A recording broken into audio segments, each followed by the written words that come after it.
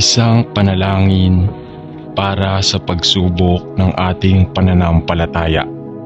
Salamat sa iyo, Ama, na ipinangako mo na ang pagsubok ng aming pananampalataya ay gumagawa ng tiyaga at katatagan, na sa oras ay ilalabas ng magandang karakter na tulad ng Kristo na nais mo sa lahat ng iyong mga anak. Ngunit na madalas ng personal kong hinahangad na maiwasan o itinuturing bilang isang oras ng mapait na pakikibaka.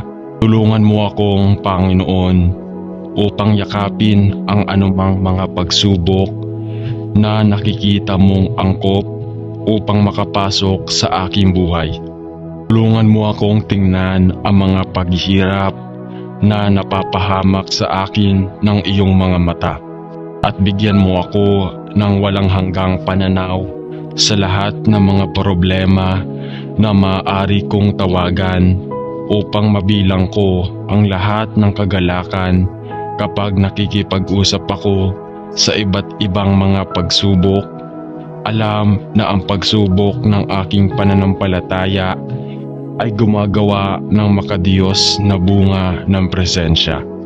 Tulungan mo akong Panginoon na gamitin ang mga oras ng pagsubok bilang isang pagkakataon upang lumago sa biyaya at bilang isang springboard kapag makabuo ng isang mas malalim at mas ligtas na relasyon sa iyo. Panginoon, hindi madali ang pag-align ng ating isip sa isip ni Kristo. Ito ay madalas na napakahirap upang makita ang mga pagsubok sa isang positibong ilaw at upang yakapin ang iba't ibang mga pagsubok na kailangan nating dumaan bilang isang bagay na lubos na mabibili at gayon paman ay sinabi sa amin ng iyong salita na ang mga paghihirap sa buhay ay patalasin ang aming pananampalataya habang pinapaunlad ang aming tiwala sa Panginoon na mas mahalaga sa iyo kaysa sa maraming pintong ginto. Bigyan mo ako ng isang puso na nauunawaan at pinipili na tumingin sa mga pagsubok mula sa iyong pananaw upang ang pagsubok ng aking pananampalataya ay maaaring magdulot ng matuwid na bunga o pasensya at biyaya. Itinatanong ko ito sa pangalan ni Jesus. Amen. Panalangin sa pananampalataya tulad ng bata. Ama sa langit, tulungan kaming bumuo ng isang tiwala at pananampalataya sa iyo na sumasailalim sa pagiging simple ng pananampalataya tulad ng bata na sa gayon ay nagagalak sa iyong puso at kung saan ay maliwanagan sa buhay ng mga maliliit na bata at gayon paman ay tila sumigaw sa isang singaw sa sandaling maabot natin ang edad ng kapanahunan. Naway magkaroon tayo ng isang kamangha-manghang at isang pagkamangha sa maluwalhating kwento ng pagtubos at isang malalim na pagpapakumbaba habang papalapit kami sa iyong 3 beses na banal trono ng biyaya upang humingi ng tulong sa oras ng pangangailangan. Patawarin mo kami sa pagkawala ng labis na pagtataka sa magagandang pagkakawalang tao at sa pagiging kampante tungkol sa kamatayan at muling pagkabuhay ng ating Panginoon at tagapagligtas na si Jesucristo. I-renew sa amin ang isang malalim na paggalang para sa iyong banal na pangalan tulad ng angkop sa aming dakila at maluwalhating lumikha ng Diyos. Sino ang mahal sa amin, kaya't ipinadala niya ang kanyang bugtong na anak upang mamatay para sa ating mga kasalanan, upang ang sinumang naniniwala sa Kanya ay hindi mapapahamak, ngunit magkaroon ng buhay na walang hanggan. Tulungan mo kami sa mga araw na nasa unahan upang suriin ang aming mga puso at upang makita kung kami rin ay naging maligamgam patungo sa mga bagay ng Diyos. I-renew sa amin ang isang tulad ng bata na sa espiritu ng pagkagulat at pagtataka, upang sa sandaling muli ay maaari nating mamangha sa kamangha-mangha kung sino ka talaga, at iguhit kami ng mas malapit sa mas malalim na pakikipag-ugnay sa iyong sarili. Ito ang hinihiling namin sa mahalagang pangalan ng ating Panginoon at tagapagligtas. Amen. Panalangin para sa isang mas malalim na pananampalataya at pag-ibig para kay Jesus. Ama, habang naaalala natin ang matatag na pananampalataya at pag-asa sa Diyos na napakarami ng malaking ulap ng mga saksi na ipinakita sa Hebreo Kabanata 11 at sa isang lugar. Ipinagdarasal namin na maaari rin nating sundin ang kanilang halimbawa at ilagay ang aming buong pananampalataya sa iyong mahalagang salita. Naway magkaroon tayo ng isang napakalalim na tiwala sa iyo. Alam na ang iyong salita ay tapat at totoo. Naway pangalagaan tayo ng salita ng Diyos araw-araw at ma-refresh ang mga ilog ng buhay na tubig na dumadaloy sa ating mga puso mula sa itaas, upang ang anumang gagawin natin ay nakakalugod sa Panginoon at luwalhatiin ang Kanyang pangalan. Salamat sa iyo na kay Kristo kami ay pinatawad sa lahat ng aming mga kasalanan at naihatid mula sa kapangyarihan ng kasalanan ng aming buhay. Naway magpasa tayo ng tiwala sa Panginoong Hesus sa ating mga anak at mga anak, upang sa mga susunod na henerasyon ang isang buhay na tiwala sa Diyos ay maaaring maging kanilang patotoo sa mundo, at ang pananampalataya sa Kanyang salita ay maaaring isang patotoo na ipapasa din sa kanilang lahat mga bata. Panatilihin tayong matatag sa katotohanan ng salita ng Diyos na inihatid sa atin ng ating Ama sa langit. At panatilihin kaming matatag at totoo sa lahat ng natutunan namin sa iyong biyaya at awa. Naway ang aming buhay ay magpakita ng isang napakalalim na pag-ibig para sa iyo, hanggang sa maluwalhating araw na tayo ay dadalhin upang makasama ka sa langit. Ito ay ipinagdarasal namin kay Jesus pangalan. Amen.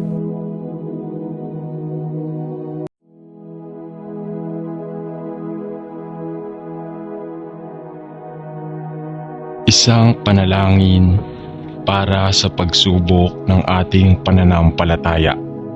Salamat sa iyo, Ama, na ipinangako mo na ang pagsubok ng aming pananampalataya ay gumagawa ng tiyaga at katatagan, na sa oras ay ilalabas ng magandang karakter na tulad ng Kristo na nais mo sa lahat ng iyong mga anak. Ngunit na madalas ng personal kong hinahangad na maiwasan o itinuturing bilang isang oras ng mapait na pakikibaka. Tulungan mo akong Panginoon upang yakapin ang anumang mga pagsubok na nakikita mong angkop upang makapasok sa aking buhay. Tulungan mo akong tingnan ang mga paghihirap na napapahamak sa akin ng iyong mga mata, at bigyan mo ako ng walang hanggang pananaw sa lahat ng mga problema na maaari kong tawagan upang mabilang ko ang lahat ng kagalakan kapag nakikipag-usap ako sa iba't ibang mga pagsubok. Alam na ang pagsubok ng aking pananampalataya ay gumagawa ng makadiyos na bunga ng presensya.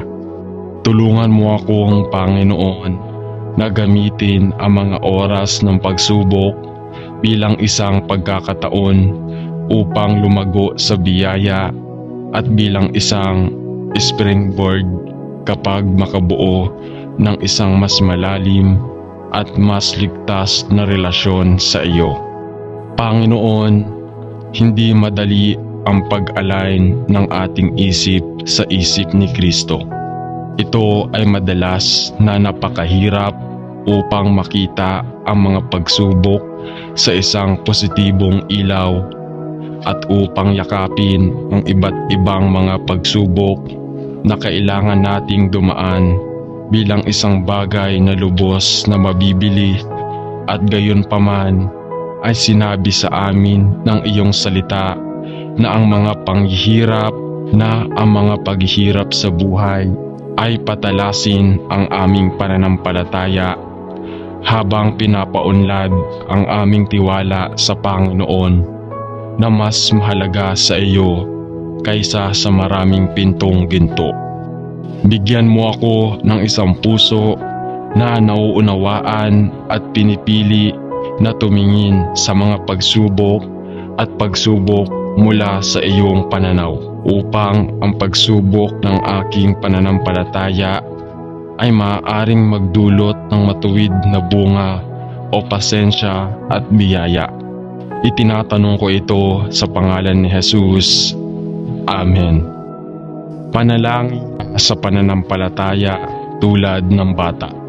Ama sa langit, tulungan kaming bumuo ng isang tiwala at pananampalataya sa iyo na sumasailalim sa pagiging simple ng pananampalataya tulad ng bata, na sa gayon ay nagagalak sa iyong puso at kung saan ay maliwanagan sa buhay ng mga maliliit na bata, at gayon paman ay tila sumigaw sa isang singaw sa sandaling maabot natin ang edad ng kapanahunan. Naway magkaroon tayo ng isang kamangha-manghang at isang pagkamangha sa maluwalhating kwento ng pagtubos at isang malalim na pagpapakumbaba habang papalapit kami sa iyong 3 beses na banal trono ng biyaya upang humingi ng tulong sa oras ng pangangailangan. Patawarin mo kami sa pagkawala ng labis na pagtataka, sa magagandang pagkakawalang tao, at sa pagiging kampante tungkol sa kamatayan at muling pagkabuhay ng ating Panginoon at tagapagligtas na si Jesucristo. I-renew sa amin ang isang malalim na paggalang para sa iyong banal na pangalan, tulad ng angkop sa aming dakila at maluwalhating lumikha ng Diyos.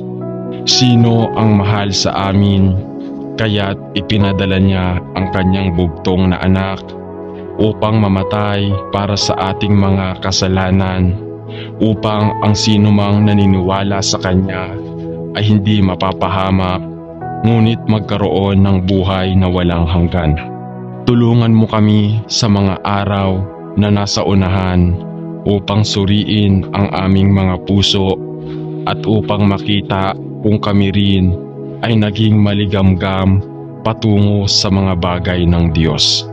I-renew sa amin ang isang tulad ng bata na sa espiritu ng pagkagulat at pagtataka, upang sa sandaling muli ay maaari nating mamangha sa kamangha-mangha kung sino ka talaga, at iguhit kami ng mas malapit sa mas malalim na pakikipag-ugnay sa iyong sarili. Ito ang hinihiling namin sa mahalagang pangalan ng ating Panginoon at tagapagligtas. Amen. Panalangin para sa isang mas malalim na pananampalataya at pag-ibig para kay Jesus. Ama, habang naaalala natin ang matatag na pananampalataya at pag-asa sa Diyos na napakarami ng malaking ulap ng mga saksi na ipinakita sa Hebreo, Kabanata 11 at sa isang lugar. Ipinagdarasal namin na maaari rin nating sundin ang kanilang halimbawa at ilagay ang aming buong pananampalataya sa iyong mahalagang salita. Naway magkaroon tayo ng isang napakalalim na tiwala sa iyo. Alam na ang iyong salita ay tapat at totoo. Naway pangalagaan tayo ng salita ng Diyos araw-araw at ma-refresh ang mga ilog ng buhay na tubig na dumadaloy sa ating mga puso mula sa itaas, upang ang anumang gagawin natin ay nakakalugod sa Panginoon at luwalhatiin ang kanyang pangalan. Salamat sa iyo na kay Kristo kami ay pinatawad sa lahat ng aming mga kasalanan at naihatid mula sa kapangyarihan ng kasalanan ng aming buhay. Naway magpasa tayo ng tiwala sa Panginoong Hesus sa ating mga anak at mga anak, upang sa mga susunod na henerasyon ang isang buhay na tiwala sa Diyos ay maaaring maging kanilang patotoo sa mundo, at ang pananampalataya sa kanyang salita ay maaaring isang patotoo na ipapasa din sa kanilang lahat mga bata. Panatilihin tayong matatag sa katotohanan ng salita ng Diyos na inihatid sa atin ng ating Ama sa langit. At panatilihin kaming matatag at totoo sa lahat ng natutunan namin sa iyong biyaya at awa. Naway ang aming buhay ay magpakita ng isang napakalalim na pag-ibig para sa iyo, hanggang sa maluwalhating araw na tayo ay dadalhin upang makasama ka sa langit. Ito ay ipinagdarasal namin kay Jesus pangalan. Amen.